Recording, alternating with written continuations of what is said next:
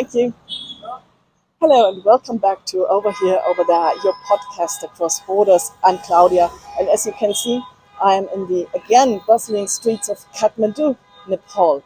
So let's take that somewhere inside where it's a little bit less crowded, and then please let's talk about all new Nepal and why its future concerns you over there just as well. Thank you. Cheers.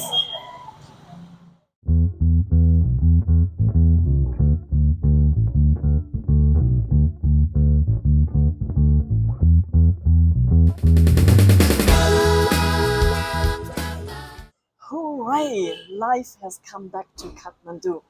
Shops have opened, motorbikes are crowding the streets again. You hear horns and chatter at every corner.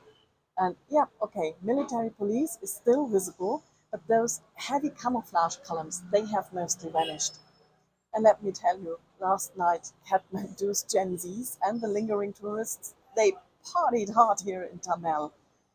People want normality, and the swearing in of an interim prime minister has given them at least a temporary sense of stability. So, this might be my last report from Nepal as my travel continues.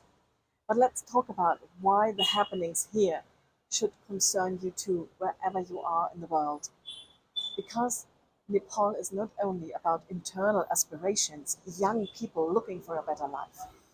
Its geography makes it a coveted piece on the world's chessboard. It's landlocked, yet uniquely positioned between China and India. Nepal sits at the fault line of great power rivalry. Plus, it holds nearly 3% of the world's freshwater reserves. Rivers flowing from the Himalayas could light up the region through hydropower.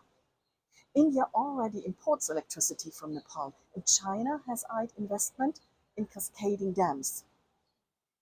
And beyond water and power, there is geopolitics. For New Delhi, Nepal is a buffer state critical to its northern frontier. For Beijing, on the other hand, Nepal is an access point into South Asia.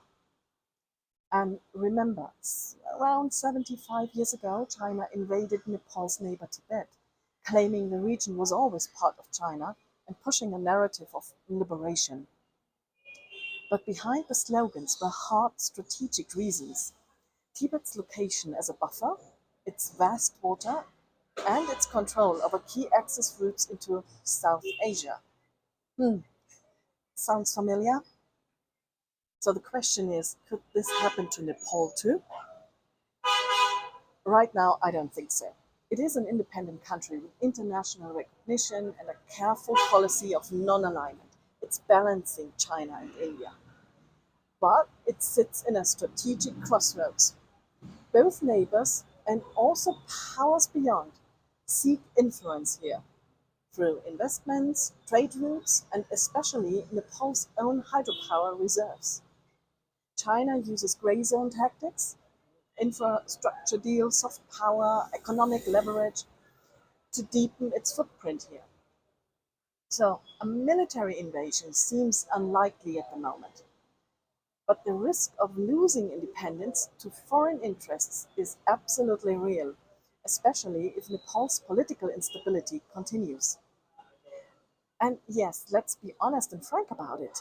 The US and Europe too see Nepal as part of their Indo-Pacific strategy. They are trying to counterbalance China's influence. So, whatever happens here doesn't just shape lives in Nepal, it can possibly impact us all. So, yeah, you saw it. At the moment, Kathmandu is buzzing again. But the bigger story is still unwritten. Will Nepal's youth turn their energy into political renewal? Or will the country be drawn into becoming a playground? Or even a battleground for stronger powers around it? Hmm. The next chapter depends on how Nepal manages its hunger for change while navigating the appetites of the world.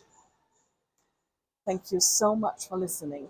Please support this podcast by subscribing and by commenting and by telling everyone about it. And we really want to grow this community and we can't do it without you. So please be in touch. and hear you on the next one. Cheers, bye.